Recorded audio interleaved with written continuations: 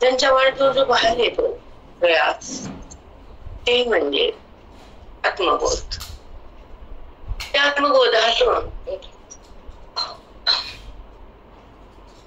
आत्मबोधातून लाखो जन्माचा असलेला अज्ञान, पाप, विकार आणि जगताबद्दलची प्रीती आणि देहाचा जो संबंध, मोह म्हणतात, त्याची निवृत्ती होती. त्याचं नाव सत्संग.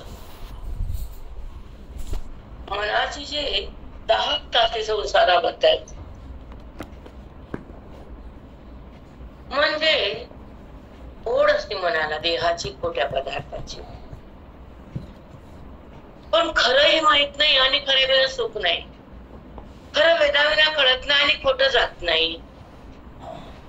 खोटं म्हणजे अज्ञानानं जे, मायेच्या शक्तीनं जे बुद्धीमध्ये पगडा केला आणि खऱ्याला नाही म्हणणं बुद्धीला शिकवलं, ते नाव, त्याचं नाव माया. जसे एखादी मैत्रीण अर्काटाची चांगल्या बायला खराब करते, तिच्यासारखंच करते ती. अर्काट बाई चांगल्या बायला अर्काट करते, त्याचं नाव फ्रेंड, मैत्रीण. एबीसी फिजी तुमचं आजकालचं काय चाललं ते. तस की माया त्या जीवाला आपल्या अंकित घेते, त्याचं नाव बनतं. आणि त्या मायेचा बाद ब्रह्मज्ञानाच्या बोधानं होतो, तो सत्संग. अनादी लाखो करोडो वर्षापासून तुम्ही जन्मता मरता, वासने शिरता, आकार करता दुःखाचा आणि शोकामध्ये मन पेटल्या जातं. दुःख वाटायला येत नाही आणि देह कधीही संपत नाही. नियभक्ती पूर्ण होत नाही, अधुरी भक्ती म्हणतात. म्हणून सुख आणि दुःख ह्या दोन गोष्टीचा ओहापोह होतो आणि दुःखाचा नाश होतो, त्रिविध दुःखाचा नाश, आणि सुखाचा प्रकाश चित्तात येतो. सुखमयता अंतःकरणात जागृत होती आणि दुःखाची वाट लागती. तो सत्संग, ते साधू, तो वेद आणि तो बोध, ते गीता आणि ती माऊली, ते ज्ञान आणि ते सुख आणि तो प्रवाह बोधाचा, त्याला म्हणतात आनंदाचं रूप. तुम्ही म्हणतात ना श्री आनंदा मधुसूदना, ते तुम्हाला कळत नाही म्हणता, पण ते मग श्री अनंता तिथं आहे तुमच्यापाशी. पद्मनाभा नारायणा जगव्यापका जनार्दना. व्यापका म्हणताना तुम्हाला व्यापक कसा आहे हे कोणी सांगूनच दिलं नाही, आणि तुम्हाला पण ते माहित नाही की जगव्यापका जनार्दना म्हणता का नाही तुम्ही? जगव्यापका सांगा. हो माय म्हणतो. म्हणतो जगत व्यापक कसा आहे सांगतं का कोणी? कोणीच नाही सांगत. कशाला म्हणता?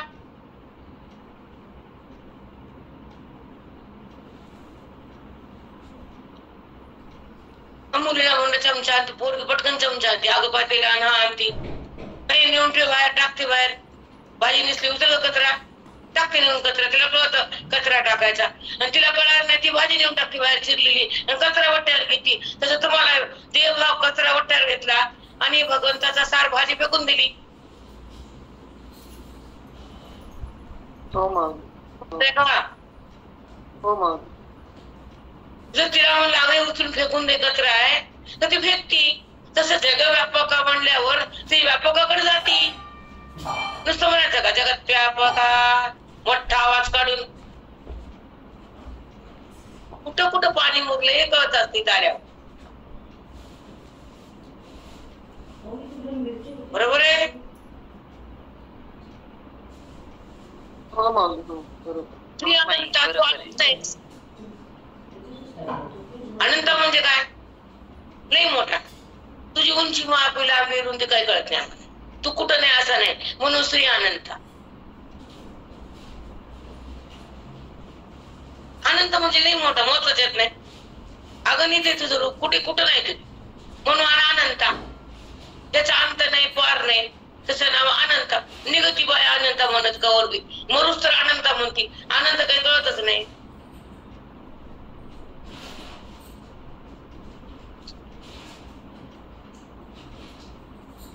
समजाले की नाही? अंत न पार त्याच्या रूपाचा त्याचा विचार केला ना त्या शब्दाचा एवढा खूप छान सांगितलं. म्हणायचं न्यायचं घरला जायचं फिरायला जायचं का? फिरायला जायचं तुझा अनंत म्हणायला गार्डन आहे का ते? काय म्हणायलो, काय करायलो, काय समज आहे, काय समज आहे, काय स्थिती आहे? स्थिती अज्ञानाची आहे, त्याला नष्ट करायचंय ही कळकळ असावी आणि पाठाला जाऊन त्या पाठामध्ये अज्ञानाला भस्म करण्याची अंतःकरणाची अवस्था असावी. त्याला अधिकार होणार. देहभाव टाकण्यासाठी आले, अंतर्मुख होण्यासाठी आले, बहिरंगाला टाकण्यासाठी आले. वृत्ती बाहेर चालली आणि खोट्याला पाहिली, खोट्याला धरायली, खोट्यात शिरायली, मी करायली. वासना उत्पन्न व्हायली. वासना कुठं चालली? वासनेचा उगम म्हणजे अज्ञान आणि वासनेचा नाश म्हणजे ब्रह्मज्ञान.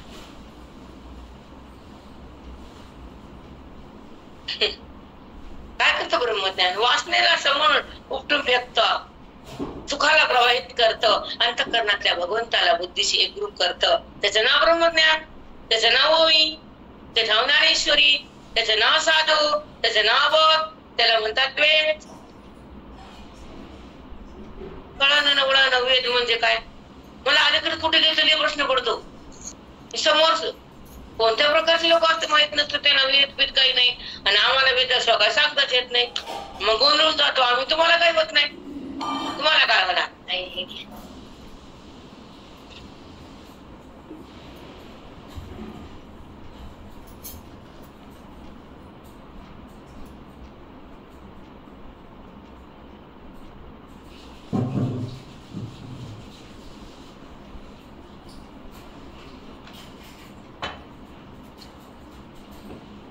म्हणून ज्ञान काय, अज्ञान काय हे सांगायचा प्रयत्न करू तुमच्याशी. जे ज्ञान असतं त्याचं नाव परमात्मा आणि जे अज्ञान असतं त्याचं नाव अनात्मा. अनात्म्याचा संबंध असतो बुद्धीशी आणि विकार असतो हृदयाशी, साक्षात्कार असतो दुःखाशी. कारण अज्ञानात राहिलं तर दुःखाशिवाय बघता येत नाही. काय हे लिहून ठेवायचं इथं, कागदावर लिहायला बंद करा. इथले जोपर्यंत माझ्या बुद्धीत अज्ञानाने ठाव मांडलाय, मायेचा पगडा माझ्या इंद्रियावर आलाय, तर दुःखाचाच प्रसंग आहे. मला सुख भोगता येत नाही आणि सुख माहित नाही, सुख मिळत नाही, सुख कळत नाही, सुखाची प्राप्ती नाही, सुखाच्या अनुभूतीत बुद्धी राहत नाही आणि तिला मी कोण कळत नाही. सुखाचा सहवास तिला लाभत नाही आणि सुखात ती एकरूप होत नाही. तोपर्यंत ब्रह्मज्ञानाचं बोल नाही. समजलं? हो माऊली. जे सुख आहे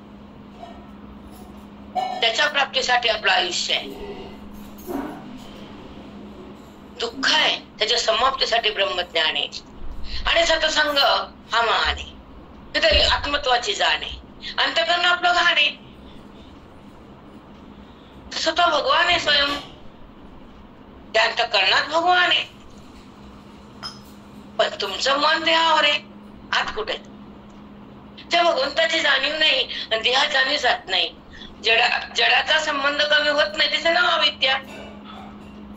जडाचा भाग धरते ती ब्रह्मविद्या आणि ती ब्रह्मविद्या म्हणजे ज्ञानेश्वरी ओवी माऊलीच्या मुखातून निघालेली 750 वर्षापूर्वीचा जो बोधाची गंगा आहे आणि ती गंगा ह्या हृदयाच्या वृत्तीमध्ये थांबते, अंतःकरणात एकत्र होती. तो कलश भरतो, तो अमृताचा कलश असतो. तो जीवात्मा पण मरत नाही, तो अमृत कलश आहे. तुमचा पर्व काळ कधी येईल मला माहिती नाही. आमचा पर्व काळ रोज करतो आम्ही.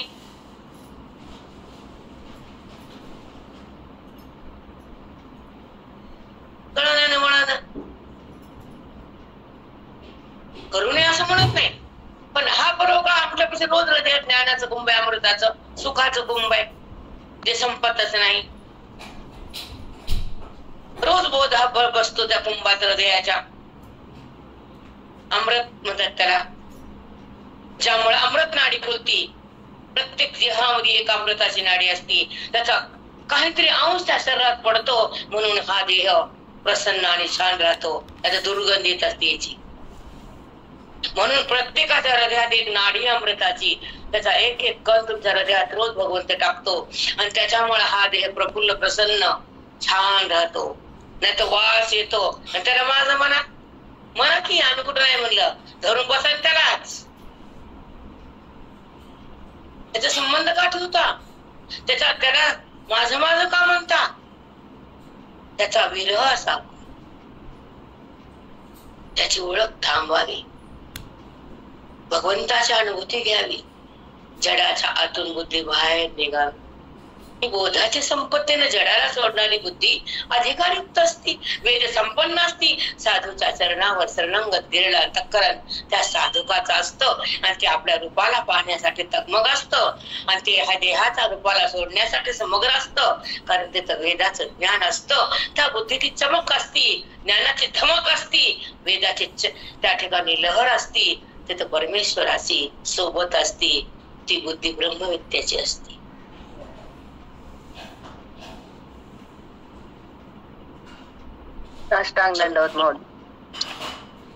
समजायची भाषा आहे, माऊली बोलतात, देतात त्यांना रोज यायची सवय. त्या टाइम मध्ये आपण सातला वाट बघतो, ते म्हणतात त्याच्याकडे जायचं बाबा, ते वाट बघतो माझं ज्ञानाचा पाऊस जगात पडायला जावंच लागतं मला. जसं मुलीच्या घरी लग्न असले की आई म्हणते नाही बाप्पा माझ्या लेकराला जावं लागतं आहेर घेऊन, कपड्याचा, सोन्याचा, अंगठीचा.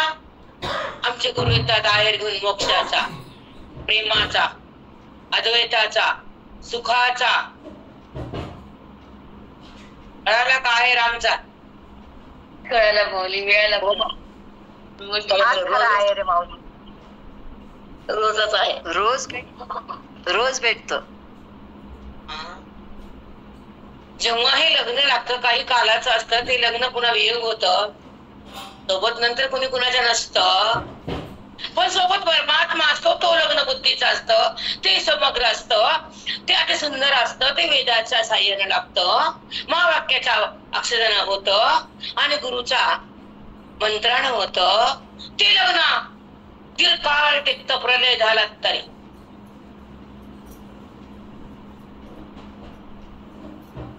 तिकडं वळण. रामकृष्ण हरिताई, साष्टांग दंड सद्गुरु माऊली. जीवाशिवाचं लग्न लावावं आणि बुद्धीला त्या भगवन्मय करावं आणि वेदातून त्या वेदाच्या बोधाचा संगम मनामध्ये व्हावा.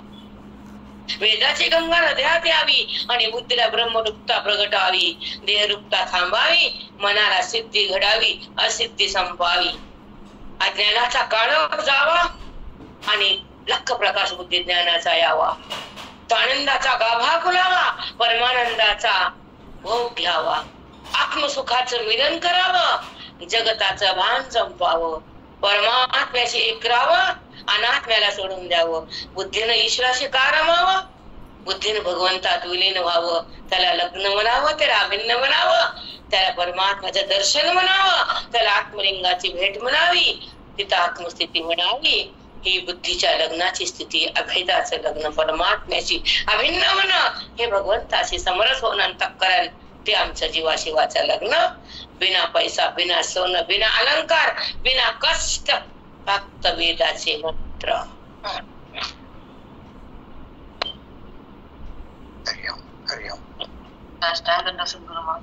मंत्र आणि त्या ठिकाणी दोघांची एकता जीवाशिवाची. न पैसा, न सोनं, न कष्ट, न घाम, काहीच नाही. सहज बुद्धी भगवंतात विलीन होती, आत्मदर्शन घेती, सुखात जाती, वेदयुक्त होती आणि आपल्या पदावर राहती. चिरकाल सुख भक्ती, प्रलय गेला तरी त्या बुद्धीला भगवंताला अलग करण्याची ताकद कुणाच्या पापात नाही. हे लग्न इथे लागतं बिना आहेराचं, बिना अलंकाराचं.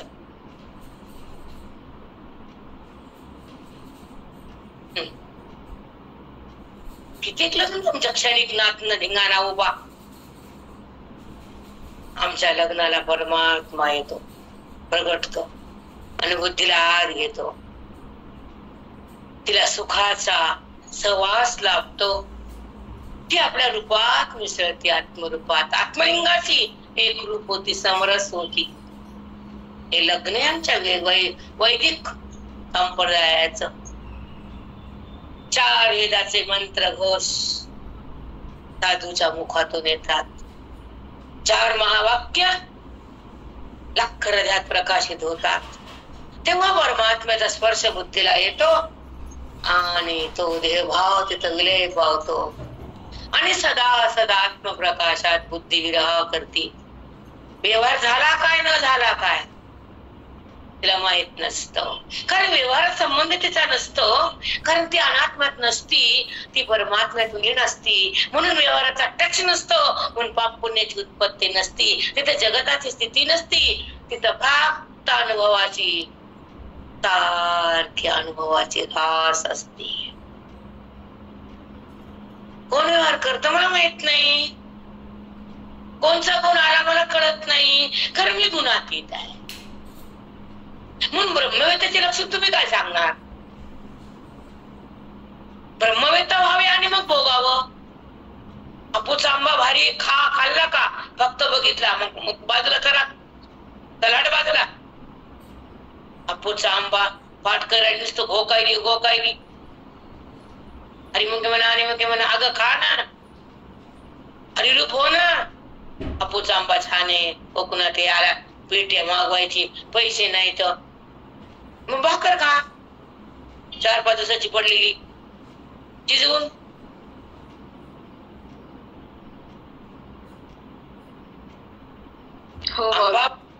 मग आंबा बघ नाही ना, आंबा पोटाची चव कळत नाही तिला, पोटाची. आंबा खावा लागतो, तसं ब्रह्मज्ञान हृदयात जावं लागतं, अंतर्मुख व्हावं लागतं, वेदाचं दर्शन घ्यावं लागतं, संताला माझं म्हणावं लागतं, श्वासातून प्रेम करावं लागतं. तेव्हा ते मोक्ष हातात देतात. जे नात्याला देता येत नाही ते साधकाला देतात, त्याला संत म्हणतात.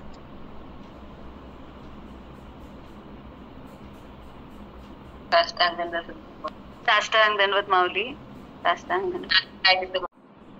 म्हणून सद्गुरूला देवाचा देव म्हणजे म्हणे, योगी म्हणजे देवाचा देव जाणे. माऊली बोलले देव ते परब्रह्म आहे, चालतं बोलतं ज्ञानाचं बिंब आहे, दयाचे अवय सुखाचे कौंब आहे, माणूसपणाची भांब तयावर. त्या भ्रांतीनं माणूस बनायला ते चालतं परब्रह्म आहे. कळत नाही ना, पण आपले महाराज आहेत, तुझे महाराज आहेत, कसे ते कळाले का? नाही, आमचे महाराज. आणि कसे ते परब्रह्म कुठं कळत? कनेक्शन असताना काही नाही, माझे गुरु येत, कसे येत, काय देते,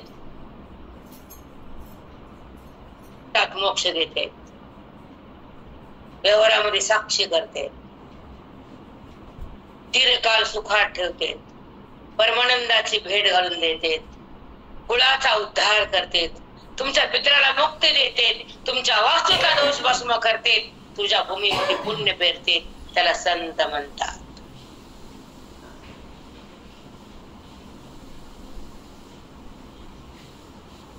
कळालं? हो माऊली, हो माऊली.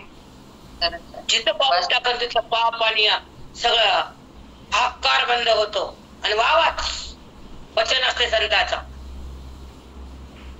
तिथं फक्त सौख्य नांदू दे, तिथं आनंदाचा लहरी उगवू दे, ते वास्तू प्रफुल्ल होऊ दे, ती संतती संपत्ती दीर्घकाळ राहू दे.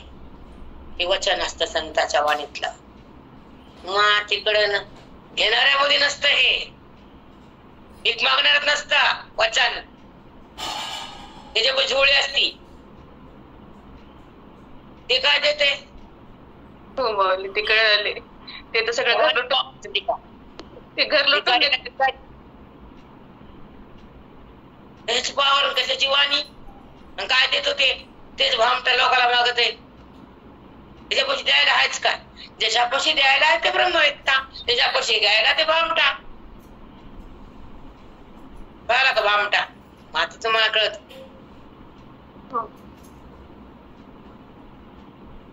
किती छान पवित्र अंतःकरणाकडे देण्याला, ब्रह्मस्वरूपामध्ये बुद्धीला सहज नेण्याला, वेदाचं दर्शन घेणं, ओवीचं प्रेम येणं, आत्मदर्शनासाठी प्राण खर्चणं, आणि आपली संपत्ती हा बोध आहे आणि वेद आहे, गुरु आहे आणि ज्ञान आहे, भक्ती आणि नाम आहे, हे ज्याला कळतं ती संपत्ती तो वाढवतो, आणि मग भगवंत त्याची संपत्ती ही बी वाढवतो. भौतिक ते म्हणतो याला काम कमी करू, चोट्याला द्यायला हे तर माझं आहे, घे किती बडा बडा बडा घे.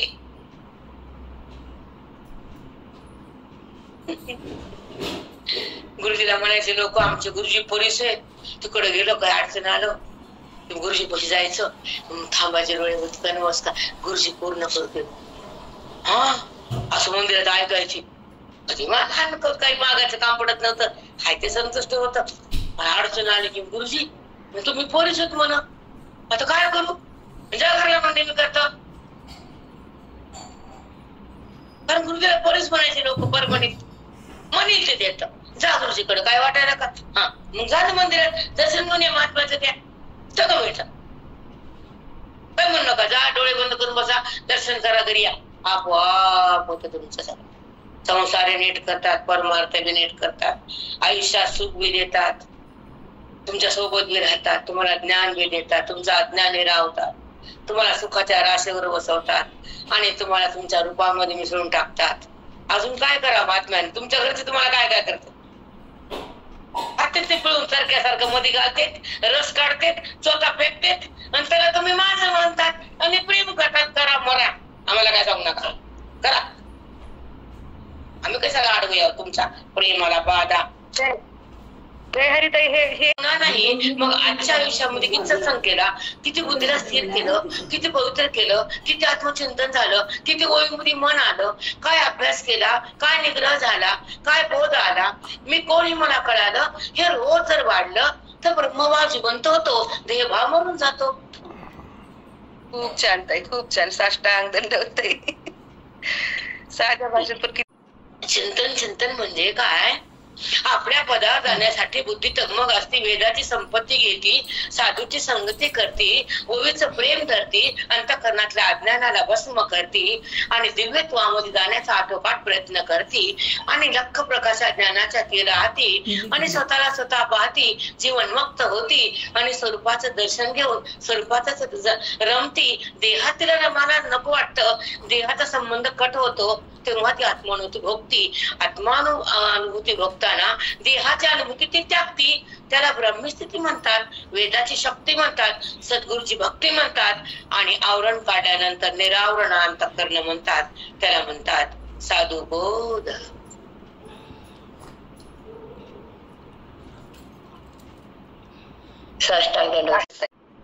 आता मी समोर यायला पाहिजे बेटा, तुम्हाला एवढं कळू नये का, पाठ समोर ऐकावा, आठव करायचा, गाडीवर बसायचं, काहीतरी सोय लावायची बेटा.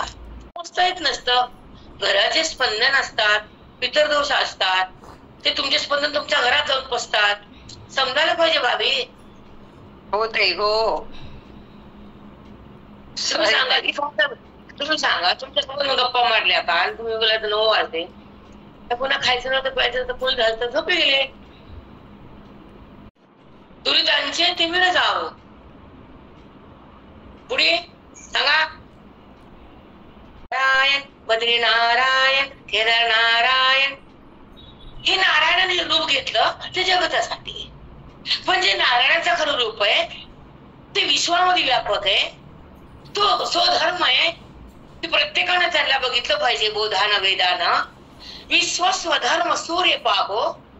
मग ज्या विश्वामध्ये माझं एक ज्ञान सूर्य, मी ज्ञानाच्या शक्तीनं मी प्रगटतो, आणि लख माझं रूप त्याला दिसतं, वृत्तित्व बाजूला होती, आणि आत्मस्थिती प्रगट होती, आणि ते बोधाचा सूर्य संतांच्या संगतीत प्रगट होतो, आणि जगताचा अभाव होतो, सुखाचा प्रभाव होतो, देहभाव तिथं विलय पावतो, आत्मभाव तिथं प्रकाशित होतो, ज्ञानाचा लख प्रकाश होऊन सगळीकडे तो दिसतो, सगळीकडे जग दिसताना हा नारायण, आणि परमात्मा दिसणारा हा नारायण. विश्व स्वधर्म सूर्य पाहू. विश्वामध्ये व्यापक असलेल्या तत्वनिष्ठ एक रूप चैतन्य रूपाला प्रगट करणं आणि त्याचा लख प्रकाश सुखाचा भोगणं. तो सूर्य म्हणजे ज्ञान सूर्य आहे. त्याला प्रकाश प्रगट करणारे आमचे साधू येत आणि त्या सूर्याला दर्शन घ्या असे सांगणारे माऊली येत. साष्टांग दंडवत माऊली. हे सूर्य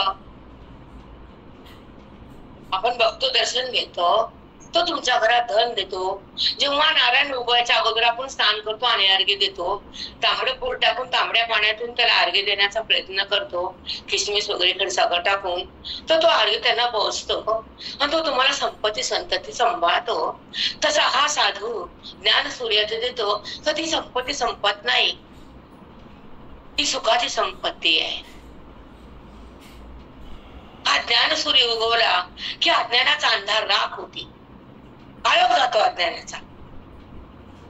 विश्वस्व धर्म सूर्य पाहो, हा ज्ञान सूर्य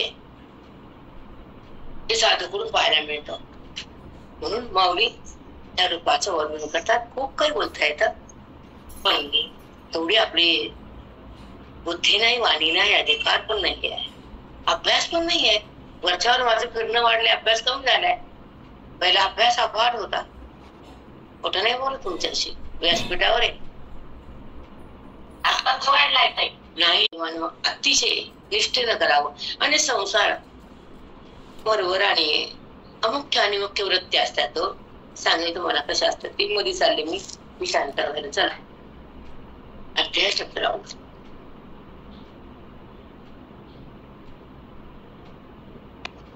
149 होईल माऊली. बेटा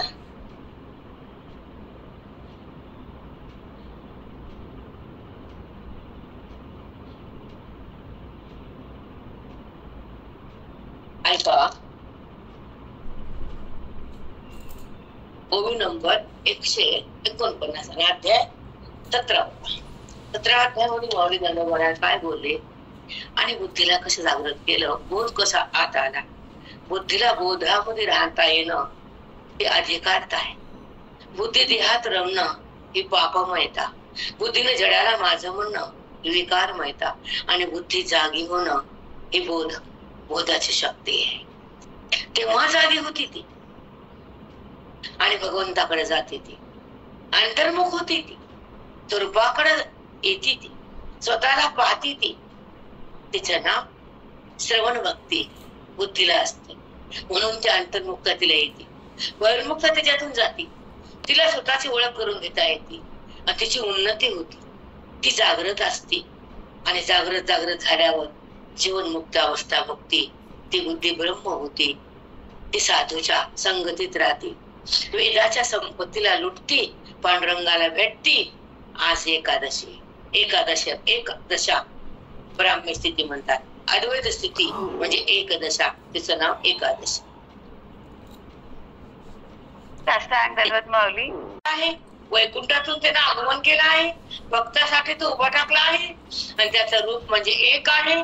तो व्यापक आहे, तो चिदघन आहे, तो सुखरूप आहे, तो विटेवर आला आहे. त्याला भेटण्यासाठी तळमळले. त्याचं रूप हृदयात आहे, त्याची भेट बुद्धीने, त्याचं कळणं बोधानं, त्याचं मिळणं ज्ञानानं, त्याची अनुभूती सत्संगानं.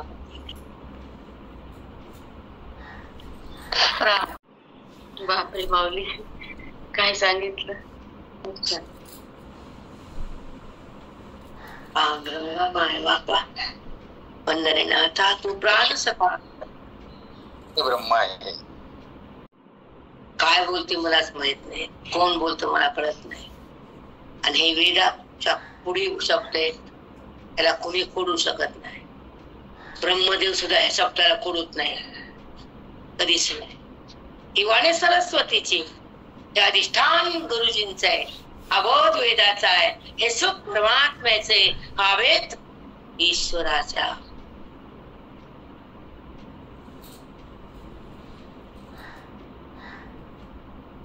बापरे बापरे खूपच सुंदर तुफान आहे. आपल्या आयुष्याचं प्रॉपर्टी आहे, संपत्ती आहे. लुटायले तुम्ही खरंच लुटायले. माझे साधक भाग्यवान आहेत. प्रत्येकाच्या साधकाच्या घरात सुख संपत्ती वाढा, प्रत्येकाची साधकाचा ज्ञान जावं, प्रत्येक साधक सुसंपन्न व्हावा आणि त्याचं जे बी इच्छा आहे ते त्याला मिळावी. आज माझा इथून आशीर्वाद व्यासपीठावर.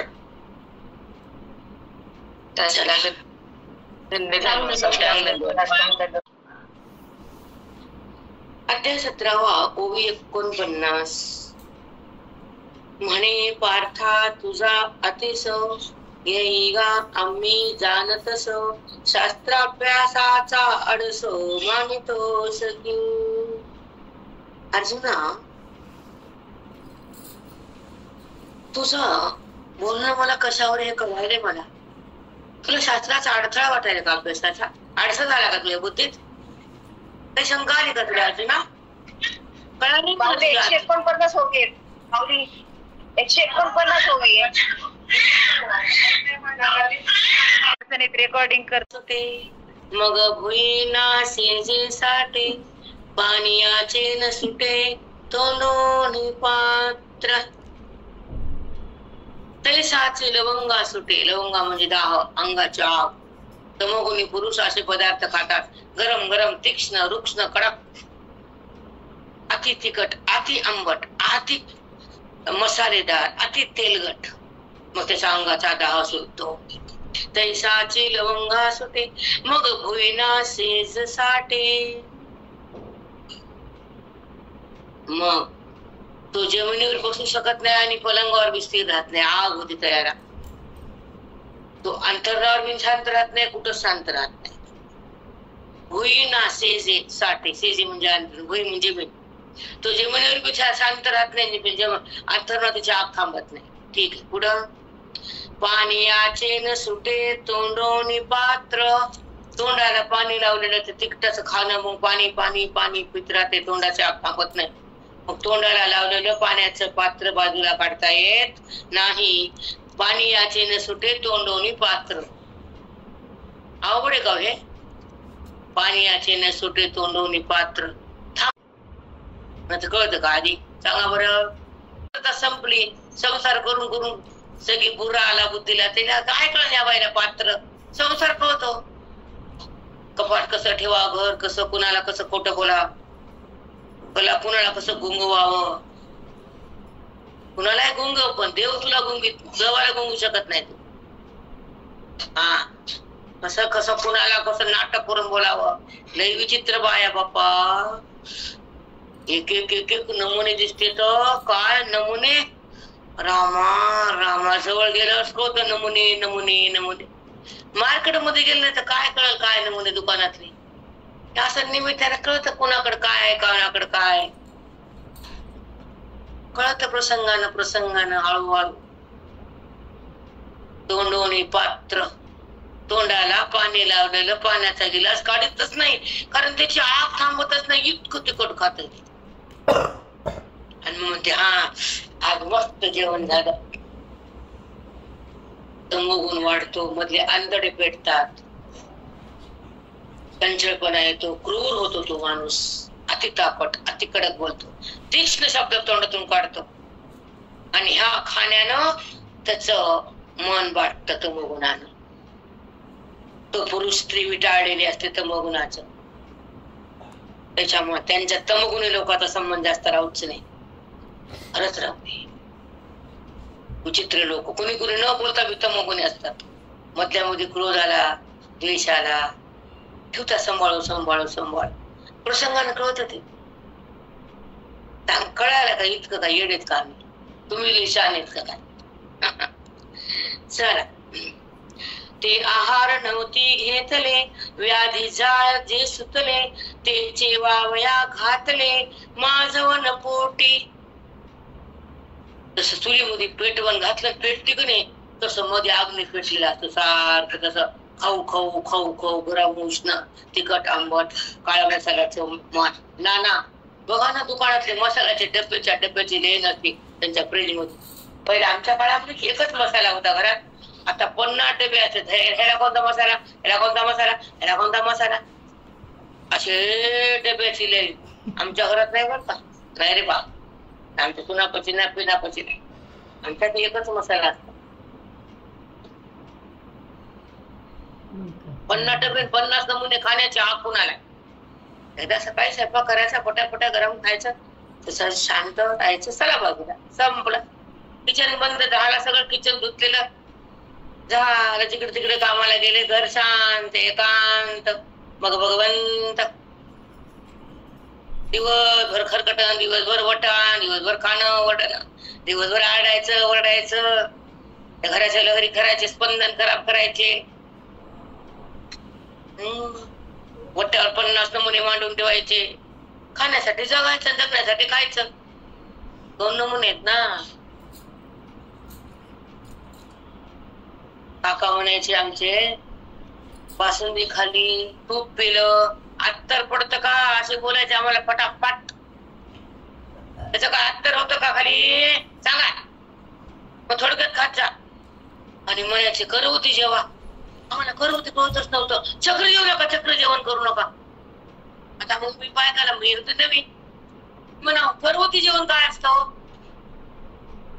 त्या म्हणल्या करवतीला दोघं असतात का नाही, तिकडून एक इकडून एक असं असं करते तर लागाड तुकतुक टाकून.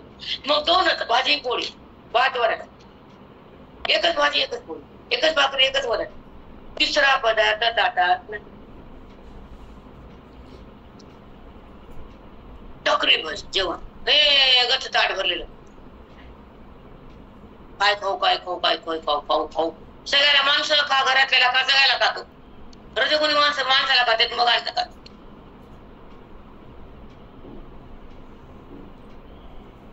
खातात की नाही. तोंडावर आमोशा तुम्ही समोर येते. माणूस थकून आलेला खाली मुंडका घालून पडत खाली जाते, निघून थवड खाली घालून. मग ते काय बघायचं आमुष आहे, रोजचीच आमुष आहे, गटाळायचं ते. अशा आमुषात ठेवत नका. पौर्णिमा बना, कळाले का पौर्णिमा. हो माऊली. म्हणजे काल 1 मिनिट विषयांतर करते. ते व्हिडिओ कॉल करा त्या मुंबईत सुनाला सांगा लागतो मी चालले. तिला पोराला सांगत सुनाला सांगू मी चालले का आरती. बरं आहे, जर काही काम पडत तर सांग बरं का तुझ्या नवऱ्यात. म्हणजे बरं मी बोलायला तिला थोडं 2 गोष्टी घरातल्या.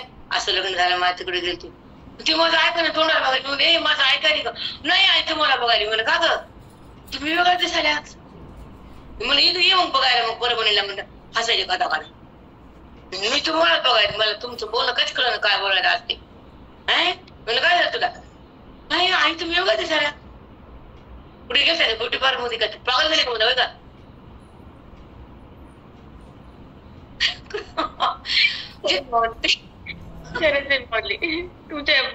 तुमच्या धुंद होती मन. तुम्ही काय बोलायला लक्षात राहत नाही कधी कधी. तुमच्याकडे बघायला म्हणले काय कशी केलं का पागल झाली का मला आरती. येडी का काय तू म्हणलं. नाही आई वेगळं दिसायला तुम्ही वाटच ना. दुसरी आली का म्हणलं तुझ्या घरात वेगळं म्हणलं. नाही आई सांगतो सांग जा जा. तुझ्या पोराला नवरा सांगते रे तर मला सांग मी चालेल. पोरा जा. चला कारण एक सांगते की प्रसन्न मन राहतं, आनंद लहरी उठतात हृदयात आणि त्या आनंदामध्ये जीवन जगता येतं. दुःख विलय पावतं, दुःखाचं साम्राज्य उत्पन्न होतं. त्याला म्हणा संताचं नातं. कळालं. किती छान संताचं नातं. आता ऐका. ते आहार नव्हते घेतले, व्याधी जाळ जे सुटले. तू घेतलेला आहार नव्हता, त्याला व्याधी उत्पन्न होतात. रोग बिमाऱ्या व्याधी जाळ सुटले, नाना रोग. आम्ल पित्त तयार होत, ऍसिडिटी बनते आणि ऍसिडिटी वाढली की अटॅक येतो. अटॅक कळालं का. म्हणून अति तिखट, अति दाहक, अति मसाले. तूप खा की चांगलं तूप. तत्वगुणी छान तूप खात राहा. रोज 2 चमचे खावं. वजन वाढत नाही त्या तुपाने, पुष्टी वाढते. नाड्या सगळं हड्डी मस्त राहत. जे तुमचे या बायकाचे जे घुटणे झाल्या का नाही, कोणी म्हणतं गादी सरकली, कोणी म्हणते गॅप आला, हे तुपाची कमतरता असते म्हणून हड्डी यांची मजबूत नसते, त्याच्यात ऑइल पण नसतं, माती दगड सगळे वृक्ष झाले, हाडाड असते ते झिजते. मग टेकले की आग दुखणं येतं. हा आटती बाई. मग नीट राहणं, नीट खाणं, तिकड बंद कर, मसाल्याचे पैसे तूप आण आणि तूप खा. मग हाड दिसत नाही, मध्ये ऑइल तयार होतं. तुझ्या नाड्या आहेत ना मस्त मऊ त्यात, पण कोण ऐकत कुणाच?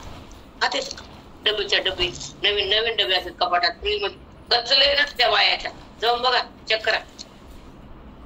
चला, ते आहार नव्हती घेतले, व्याधी जाळ जे सुतले, ते चेवा वया घातले माझवन पोटी. त्या व्याधीला प्रगट करण्यासाठी हे मसाले, हे नाना पदार्थ, आजचे पॅकिंग फूड ते पोटात टाकलं. नाना लिव्हर आतडी काय काय किडनेम नाही, डॉक्टर नाही तुम्हाला सांगायला, पण इथं व्याधी जाळ सांगेल. बघा ना डॉक्टर साहेब, तिथे नाना जे